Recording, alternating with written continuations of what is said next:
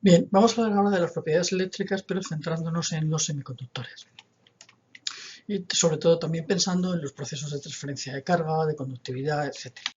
En los materiales no metálicos, en general, los semiconductores, sabemos que hay una separación entre estados vacíos y estados llenos, donde entre medias tenemos la zanja prohibida, que será más pequeña en el caso de los semiconductores y mucho más grande en el caso de los aislantes, o sea, de los materiales eléctricos.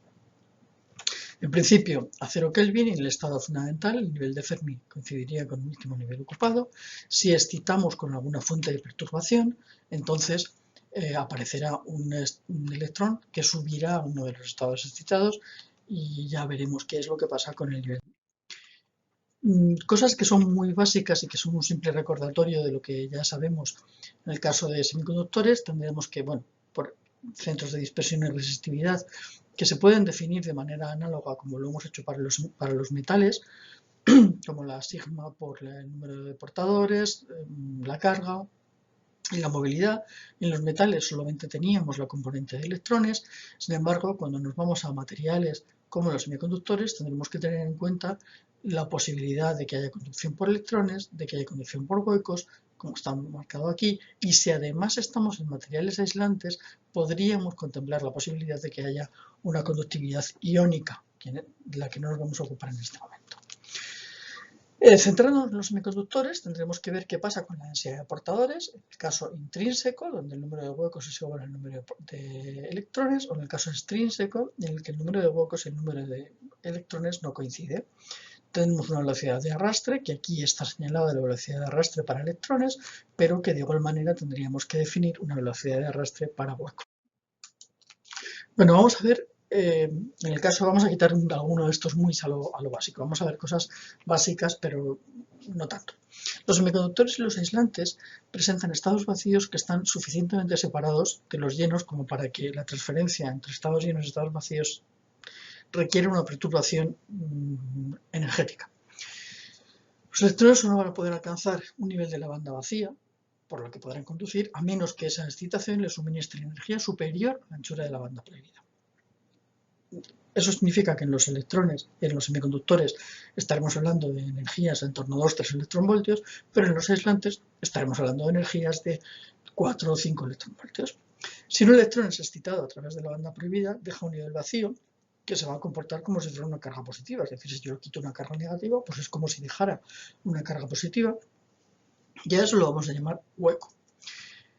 Vamos a tener entonces dos poblaciones distintas. En la banda de conducción tendremos electrones que han conseguido saltar a la banda de conducción, que inicialmente estaba vacía, y correspondientemente en la banda de valencia nos habrán quedado huecos, una banda que inicialmente estaba llena. Para empezar yo tengo que redefinir el nivel de Fermi. Ya no lo puedo definir como el nivel más alto ocupado. Lo vamos a definir como el nivel para el cual la probabilidad de ocupación por un electrón es un medio.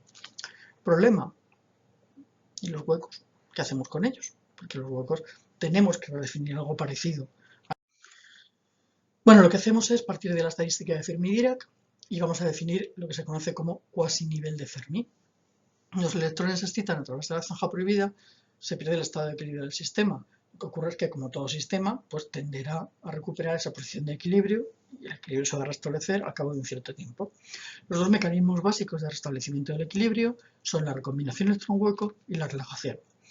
En el caso de la recombinación electrón-hueco, el electrón cae desde la banda de conducción a la banda de valencia y vuelve a rellenar el hueco que dejó cuando fue promocionado. En el caso de la relajación, los electrones van perdiendo progresivamente energía dentro de la propia banda de conducción hasta que llegan a un nivel lo más próximo posible al borde de banda desde el que se puede producir la recombinación electrón-hueco. En general, los procesos de relajación son mucho más rápidos que los de recombinación, de tal manera que el proceso de equilibrio interno, por decirlo de alguna manera, dentro de la banda se va a alcanzar mucho antes que se alcance el equilibrio del sistema. Es decir, nos vamos a encontrar en una situación en la que dentro de la banda sí que se ha establecido el equilibrio, sí que se ha producido esa relajación, pero sin embargo sigue habiendo intercambio de electrones entre las dos bandas. Es decir, realmente vamos a poder definir, vamos a poder describir independientemente las poblaciones de electrones en la banda de valencia y en la banda de conducción. No vamos a entrar mucho en detalles, Simplemente vamos a dar algunas pinceladas para recordar y para enganchar con lo que se ve en física estadística. Estamos en la estadística de Fermi-Dirac. La estadística de Fermi-Dirac, en principio, la función de la estadística de Fermi-Dirac es esta, con estas condiciones: energía de Fermi, temperatura. Y lo que vamos a hacer es, de manera análoga a esta función, vamos a definir dos funciones de Fermi: la función correspondiente a la banda de conducción y la función correspondiente a la banda de valencia. En este caso tendremos la probabilidad de que un estado particular de la banda de conducción definido en el punto R con un vector de ondas K esté ocupado por un electrón. En este caso tendremos la probabilidad de que un estado particular de la banda de valencia definido en el punto R con un vector de ondas K esté ocupado por un electrón.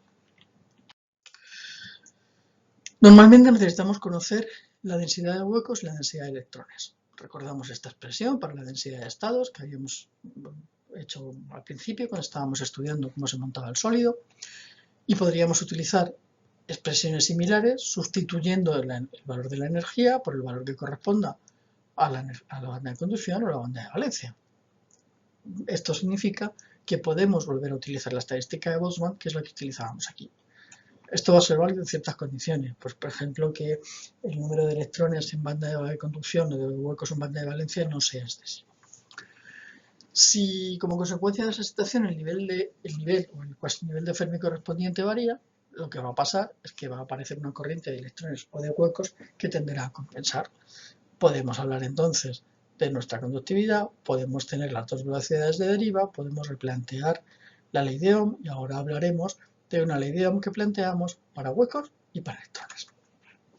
Pues le ponemos el N para los electrones y el P, que es la notación habitual para los huecos. Bueno, bendito equilibrio térmico.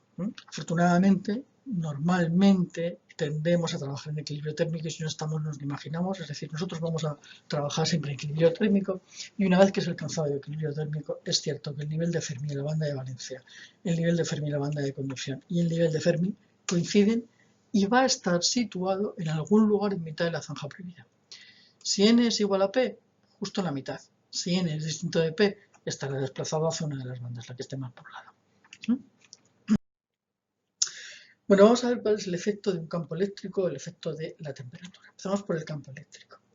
Yo tengo un material en el que tenemos pues una serie de electrones y tenemos una serie de huecos. Aquí tenemos los huecos. Tenemos 3 electrones en banda de valencia, en banda de conducción, tenemos 3 huecos en banda de valencia. Eso quiere decir que tenemos un semiconductor intrínseco. Aplicamos un campo eléctrico. ¿Qué es lo que ocurre? Que los electrones se van en una dirección, los huecos se van en la otra dirección. Es decir, tenemos dos corrientes.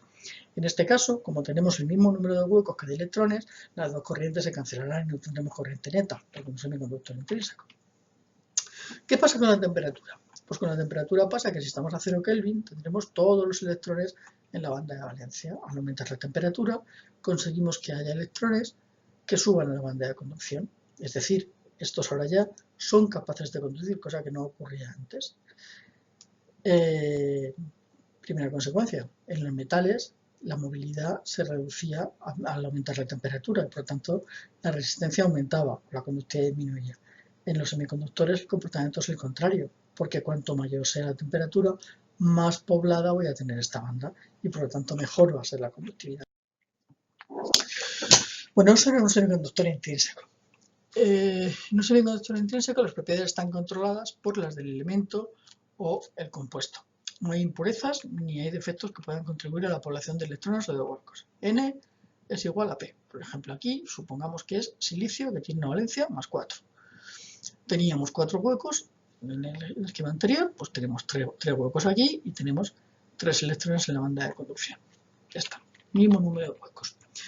Obviamente el cristal perfecto no existe, siempre va a haber defectos, va a haber impurezas residuales que pueden contribuir con electrones o con huecos a la población de portadores de carga, a una o a otra, y además podemos introducir intencionadamente determinado tipo de impurezas porque a nosotros nos interesa, es decir, podemos dopar el semiconductor. Y en ese caso lo que queremos es un semiconductor extrínseco. En un semiconductor extrínseco las propiedades no solo están controladas por el elemento o compuesto, sino que hay impurezas o defectos que pueden contribuir de manera desigual a la población de electrones o a la población de huecos. Es decir, N pasa a ser distinto de P. Este sería un donador, un material que se ha dopado con un donador, N es mayor que P, porque hemos introducido una impureza que tiene valencia 5 frente a la valencia 4 de la matriz. Me deja aquí un electrón suelto, ¿vale? Es decir, en banda de valencia tengo 3 huecos, mientras que en la banda de conducción tengo 4 electrones. Y si hacemos un aceptor, es decir, si ponemos un átomo de boro en lugar de un átomo de silicio, pues entonces el boro tiene 3 electrones, por lo tanto me deja un hueco, me deja un electrón de menos, me deja un hueco. Es decir, en este caso tenemos 4 huecos y 3 electrones. Es un aceptor, porque P es mayor que N. Bueno, tenemos una impureza donadora, por tanto, un semiconductor tipo N, tenemos una impureza aceptora, un semiconductor tipo P. Bueno, todo el esquema de bandas que nosotros venimos describiendo se basa en la equivalencia de todas y cada una de las celdas que forman el cristal. Si se pierde esa simetría, en la posición de la impureza, por ejemplo, lo que estamos teniendo aquí, aquí o aquí, los niveles de energía van a ser distintos. De hecho, aparecen estados localizados. Aparecen estados localizados que estarán en mitad de la banda. Esto corresponde a un estado donador, esto corresponde a un estado aceptor. Los estados donadores son aquellos desde los que los electrones podrán saltar más fácilmente a la banda de conducción, donando electrones y generando un exceso de electrones. Conductividad tipo N. Los estados aceptores están más cerca del borde de la banda de valencia y serán estados a los que los electrones que están en la banda de valencia podrán saltar más fácilmente, por tanto generándose un exceso de huecos en la banda de valencia y por lo tanto conductividad tipo P. Vamos a ver qué pasa con la densidad de portadores en las diferentes regiones, digamos, de temperatura. Bueno, estamos representando inversa de temperatura, ¿vale? O sea que esto correspondería a menor temperatura y esto correspondería a temperatura más alta. Lo primero que ocurre en el primer tramo es que se produce la ionización de los dopantes. Es decir, yo tengo una serie de dopantes, ya sean aceptores o donadores, que tienen sus niveles mucho más cerca del correspondiente borde de banda y que por lo tanto van a poder mandar sus electrones, van a poder capturar electrones si es la banda de valencia, con una menor excitación mucho más rápidamente, por tanto a una temperatura mucho más baja. Cuanto mayor sea la temperatura, más dopantes se van a ionizar y por lo tanto la conductividad o el número de portadores va a subir. Llega un punto en el que ya todos los dopantes están ionizados, ya todos los dopantes que yo había introducido están ionizados. Ahora tenemos un plató. Por más que haga, la temperatura prácticamente no afecta. ¿Hasta cuándo? Hasta que conseguimos una temperatura suficientemente alta como para que ocurra ¿qué? Pues que directamente por efecto térmico los electrones que están en la banda de valencia consigan subir a la banda de conducción. En ese momento hablamos de comportamiento intrínseco, porque en el momento en que los electrones que están en la banda de conducción, no los de los dopantes, empiecen a saltar a la banda de conducción, banda de valencia, salten a la banda de conducción, lo que va a ocurrir es que son muchos más y por lo tanto el comportamiento predominante va a ser de nuevo el intrínseco.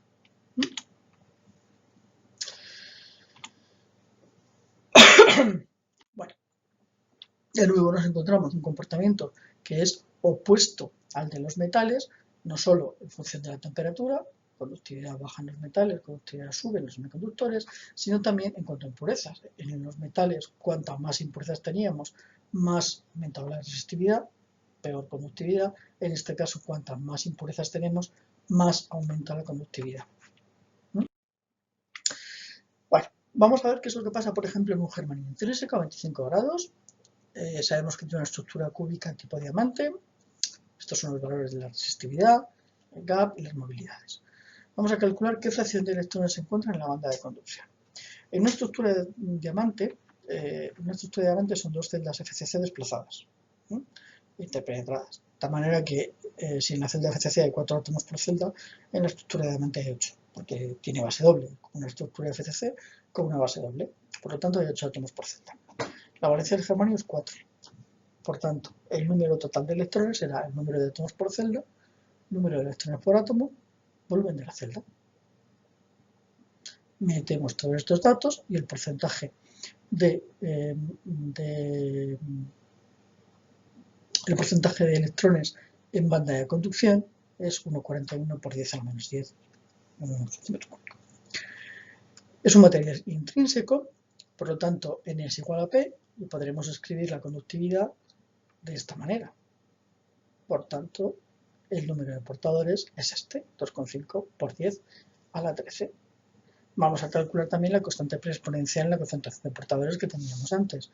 La expresión es esta, metemos todos los datos y nos sale este valor, 1,41 por 10 a la 19.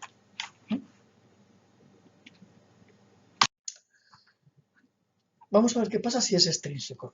Si es extrínseco, tiene una conductividad de 100 ohmios por partido por menos 1 centímetros a la menos 1, en un determinado rango de temperatura. ¿Vale? Tenemos conductividad tipo P, con lo cual tendremos que dopar con una impureza de valencia más 3, por ejemplo. Plomo. Es deficitaria, porque el silicio es 4. En el ejercicio anterior hemos visto que la conductividad de un semiconductor intrínseco es del orden de 0,023. ¿Vale? Ahora vamos a ver qué es lo que pasa. Yo necesito 4 órdenes de magnitud más, que es lo que menciona en el enunciado. Así que vamos a despreciar todos los portadores que no vengan de impurezas introducidas, ¿vale? Es decir, me quedo solamente con la parte de los huecos. Calculamos la parte de los huecos asociados a los receptores. Cada átomo suministra un hueco, por lo tanto tendremos todos estos receptores. Y si comparamos el número de impurezas con el número total de átomos, metemos los datos aquí y resulta que tenemos 27 átomos de impureza por cada millón de átomos de silicio. Bueno, esto de los semiconductores vale para algo, realmente son útiles. Bueno, George Bush en el año 38 oyó de sus amigos: trabajar en semiconductores significa suicidarse científicamente. El mismo George Bush, es una de las personas que trabajaron en semiconductores al principio, un colega durante los años 40, la Segunda Guerra Mundial, le dijo: pero ¿para qué son buenos los semiconductores? No son buenos para nada. Son erráticos, no son reproducibles, es verdad, no conducen, pero tampoco aíslan. Nadie debería trabajar en semiconductores, es un lío, quién sabe siquiera si de verdad existen. Esto lo dijo Pauli, se lo dijo Pauli a Peierls, ¿no? Bueno, pues resulta que existen y son útiles. Y todos estos aparatejos que tenemos pintados aquí no existirían si no tuviéramos semiconductores. Vamos a ver solamente dos aplicaciones, bueno, dos elementos. Elementos básicos son la unión PN o la unión NPN o PNP, es decir, un diodo o un transistor. Vamos con el diodo. El diodo es una unión PN, tenemos una zona P, tenemos una zona N, idealmente el mismo material, si no puede ser, pues bueno, no siempre es el mismo material. Normalmente tendríamos así, ahora aplicamos una diferencia de potencial y depende de cómo apliquemos esa diferencia de potencial van a pasar unas cosas u otras. Si aplico una diferencia de potencial directa, como es este caso, entonces los portadores van a tender a irse hacia la zona que les toca porque le estamos aplicando un potencial. Y la zona que les toca va a ser la zona de la unión. De tal manera que en la zona de la unión crece muchísimo la población de portadores de los dos signos y se produce una recombinación muy eficiente, ¿vale? Como hay una recombinación muy eficiente, es decir, siempre se van aniquilando huecos con electrones, pueden venir más de los extremos del material. En el caso de la polarización inversa pasa lo contrario. Los electrones y los huecos tienden a irse, pero ese tender a irse obedeciendo a la polarización, en este caso es separarse de la zona de la unión. Se produce una zona de vaciamiento. Como los portadores se están alejando, no puede haber una corriente apreciable, no hay recombinación y no puede haber una corriente apreciable. Si lo miramos esto en términos de un potencial de entrada, yo aplico un potencial alterno, como este. En polarización directa tendríamos estas zonas de aquí, en polarización inversa tendríamos estas zonas de aquí. Vamos a analizar la corriente. En polarización directa hay corriente, en polarización inversa no hay corriente. Zonas de corriente, zonas de no corriente, es decir, tenemos un efecto rectificador. Esta es la corriente IV característica, solamente en directa tenemos una corriente apreciable y en inversa no tenemos corriente apreciable a menos que rompamos el material. Si aplicamos un voltaje demasiado alto, entonces se produce la ruptura. Tiene otra aplicación, que es la de los diodos emisores de luz. En la zona de recombinación se van a recombinar los electrones y los huecos, pero cuando se recombinan los electrones y los huecos, por ejemplo, un electrón y un hueco se recombinan, se produce la emisión de un fotón, o se puede producir la emisión de un fotón. Si la anchura de la zanja prohibida es hc partido por lambda, supongamos una zanja prohibida media para un semiconductor, 2 electronvoltios, resulta que estaría emitiendo cada par de estos que se recombinen, estarían emitiendo un fotón de 620 nanómetros. Vamos al transistor. El transistor es una unión PNP o NPN, son equivalentes. Aquí vamos a ver la PNP. Esta zona de aquí es lo que se conoce como emisor, está polarizada en directa. Esta zona de aquí es lo que se conoce como colector, está polarizada en inversa.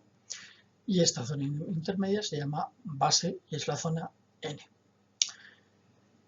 Los huecos del emisor entran en la unión, ¿vale? Si la base es suficientemente estrecha, solo va a haber una parte que se va a recombinar. La mayor parte van a poder pasar a la zona del colector, ¿vale? Una vez que atraviesen esta zona y pasen a la zona del colector, ¿qué ocurre? Que aquí, en la zona del colector, aumenta la concentración de huecos y, consecuentemente, va a aumentar el voltaje. Por lo tanto, cuando yo aplique un voltaje de esta forma, meto aquí el voltaje en la entrada, atraviesan el emisor, la base, el colector, y aquí tenemos un voltaje de salida que es mayor. Es decir, tenemos un efecto amplificador. Y dejamos un acertijo. Hemos mencionado los LED. ¿Cómo se puede hacer un LED blanco?